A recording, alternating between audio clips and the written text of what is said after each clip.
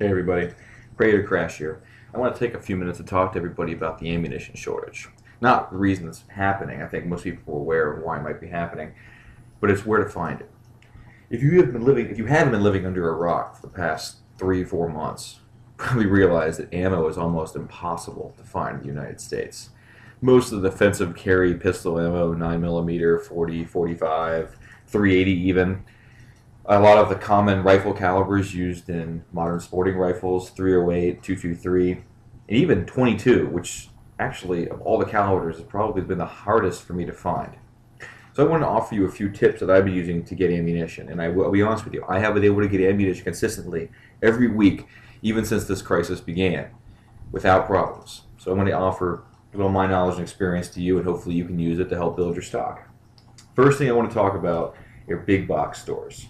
Your Walmarts, your Academies, Dick's Sporting Goods, Bass Pro Shops, etc. I happen to have all four of those stores within close proximity to my home.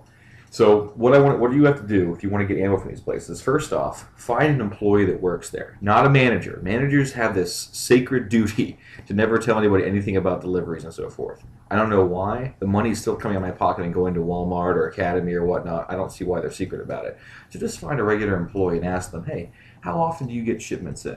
And more importantly, when you get in shipments, what time do you open up the pallets and stock the ammunition? Because a lot of stores might not realize that they might get things off the truck, but there might be a certain time of day, generally a low flow period in the store, where they actually unload all the pallets. Some stores is in the middle of the night, because you rarely have that many people there, during closing hours, or right in the morning when they're opening up.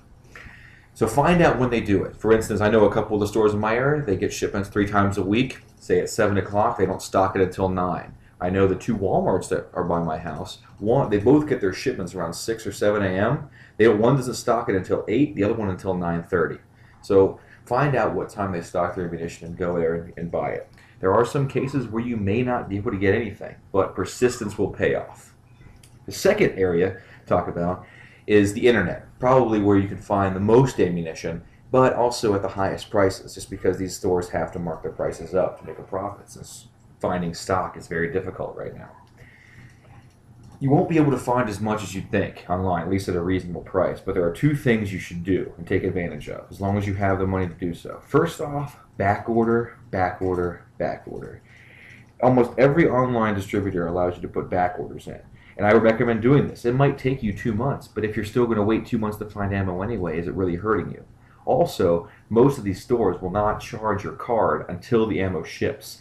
So bear in mind, if you do put in a lot of back orders, be prepared. On one day, maybe they all get shipments in, you have a nice $600 bill that you just get. So be prepared. Make sure you have the finances to face that. Also, notify. Almost every one of these companies has a notify me when ammo arrives button. Click on that. Put in your email address, and you will get messages as it comes in. And now you have to buy almost immediately, because most people do it as well.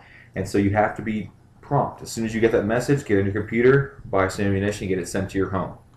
The third, and probably the most important, are your local hunting sporting stores. There are 3 of them in my vicinity. And I'll tell you now, there's a little bit different tactic to going into these stores. And the first thing is you have to show loyalty to these stores.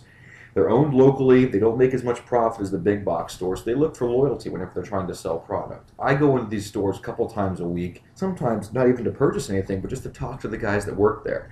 And that's important. I know almost every employee there by their first name, and almost all of them know me by my first name.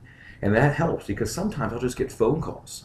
They'll get a box of ammunition and they'll say, hey man, we just got so many rounds of 223 or 9mm in, and we put a couple boxes in the back so that you can come pick them up. I'm like, sure, and then honor that and get there as soon as possible to purchase it, just so you know you're serious. For instance, I purchased 2 firearms in the last 3 months, both of which are extremely hard to find since the crisis began. And they got them in, and instead of putting them out on the racks, they called me first and asked if I were interested. And guess what? I came in, I purchased. There we go. Loyalty. So make sure you get on a first-name basis with these folks, and they will begin to call you. Ask them to drop you hints of when they get stuff in. A lot of times they don't get orders on a certain schedule like the big box stores. They get shipments every day. They're just not sure what they get because they're just begging their distributors for everything. Well, a couple last things I want to talk about. First off is price gouging. I know a lot of you are aggravated by the price of ammo right now. A lot of it's gone double, triple, even quadruple in some areas from what it was 4 months ago.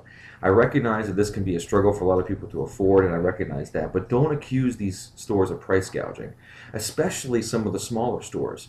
The reason they have to increase price is primarily supply and demand. They cannot get enough stock to sell at the lower price they used to, so they have to mark them up to make a profit. Otherwise, they have to let employees go or cut their hours. And that's nothing you want to see. You certainly don't want to have people affected employment-wise just because you can't get a box of 22 long rifle. The last thing I want to talk about is what's currently happening. There may be a slight loosening because I'm seeing more ammunition available, slightly more, but more nonetheless. And that may be an indicator because the Senate and the House bills for gun control are starting to die. Most legislators realize that to sign onto a bill and to vote for it would be a death sentence their next election. But I don't want you to take that as a sign that you could just be relaxed about it. Notify your representatives and let them know that unless they want to become an unemployment statistic, they better not vote for gun control legislation, especially stuff that doesn't do anything. Background checks, which we already do. Shrinking down the standard magazine size, which doesn't do anything. All of these regulations they think are going to help, which do absolutely nothing to stop crime. Let's not make sure that they realize that going backwards, the backwards thinking is not going to help anybody, and will just make them lose their jobs. So, nevertheless, I just want to give those hints to you, and I hope it helps. And I wish you the best in finding your ammunition and firearm purchases. All right, thanks. Bye.